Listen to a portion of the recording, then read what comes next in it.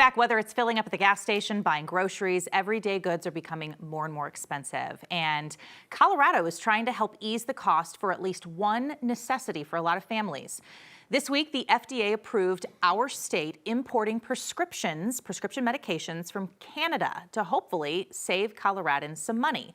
So joining me today to talk about what this means, how it could work, the impact it could have, we've got Dr. Melissa Miller, Director of Pharmacy Services at HCA HealthOne Aurora. Thank you for being here today. Thank you for having me. This is one of those big banner things that I know a lot of people have talked about. Could we do this? Could this happen? But the actual happening of it is a little, it's complicated. It is. I guess walk us through just generally what was approved. What did the FDA allow Colorado to now do? What is the idea here? Sure. So this process actually started back in 2020 when some federal regulations changed, and that allowed states to partner with the FDA to put together a program to import certain medications from Canada to be able to then provide them to consumers in the United States. Because the Canadian prescriptions are cheaper? Correct. Okay. Yep. I So mean, obviously that's kind of the point here, exactly. right? That's the goal, is to save end consumers money when they go to fill their prescriptions. It's not a broad program though.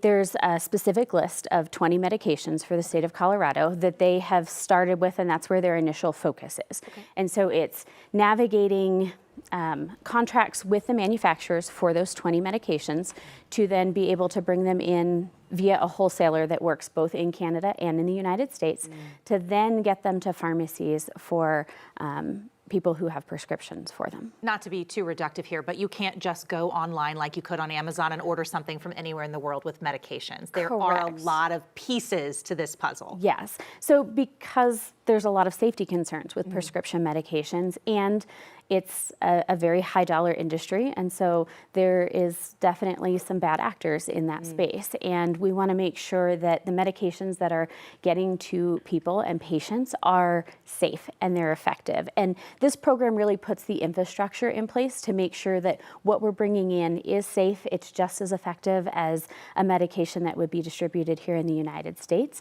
The only difference is that it's going to be more cost effective. Sure, which a lot of people be thrilled, because I know a lot of medications are really expensive. They are. The list is a short one so far. What are some of the examples of what's on that list? So there's 20 medications on that list, and they're really specialty medications, like blood thinners, like Eliquis is on that list. The oral version of Ozempic, so for type 2 diabetes patients.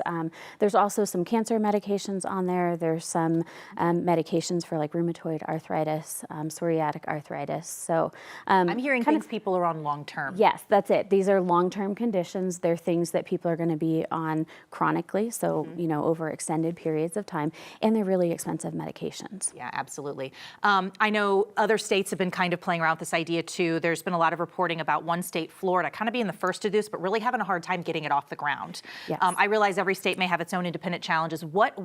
So we have an idea, but the actual practice is the hard part of getting everybody to agree to go forward? Right. So Colorado's plan has been approved, and that moves us into, it's called the pre-import request phase of the plan. And so we built our plan, we got it approved.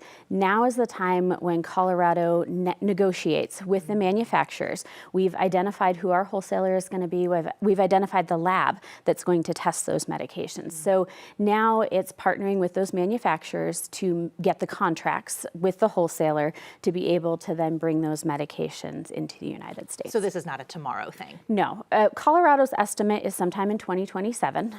Florida obviously has been working on it for a while now, but yeah, they have a plan that they're working through. And I think that's a great first step, and it's a great movement in the right direction for us. Okay, well, we shall see, but perhaps if we can see some cheaper medications, this could all work out well for Coloradans. It would be a great thing, yeah. All right, Dr. Miller, thank you so much for coming in. Thanks We're going for to take a break. We'll be right back.